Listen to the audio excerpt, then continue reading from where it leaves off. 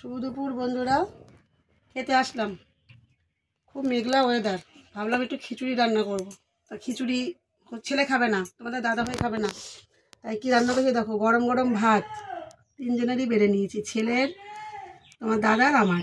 আর রান্না করেছি ডিমের অমলেট করেছি, বেগুন ভেজেছি, শুকনো খাবার। আর হচ্ছে মুসুরির ডাল দিয়ে আলু আর মটরশুঁটি দিয়ে রান্না করেছি, পেঁয়াজ ফোড়ন দিয়ে। আর সাথে আছে গন্ধরাজ লেবু।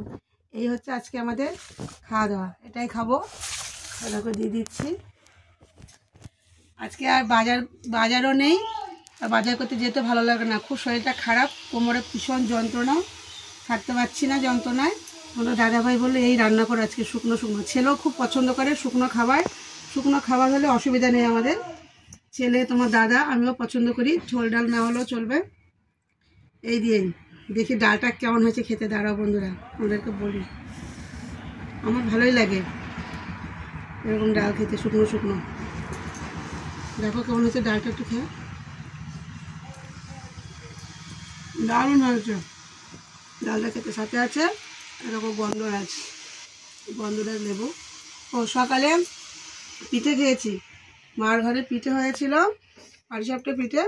সকালবেলা ওই পিঠে করেছে, এই পিঠে দিয়েছে মা, ওই খেয়েছি। ছেলে খেয়েছে, আমি খেয়েছি, আমার দাদা খেয়েছে, একটু মুড়ি খেয়েছে তোমাদের দাদা ভাই। দাঁড়া বন্ধুটা, একটু গন্ধরাজ লেবু দিয়ে খেয়ে দেখি, একটু ডাল দিয়ে খেয়ে দেখো।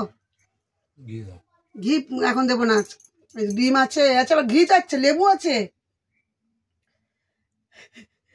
ঘি দেবো না, রাগ হওয়ার কিচ্ছু নেই। ঘি চাইছে, দেখো ঘি খাওয়া নিষেধ। ডিম দিয়েছি, লেবু দিয়েছি, আবার ঘি চাইছে, ঘি দেওয়া যাবে না।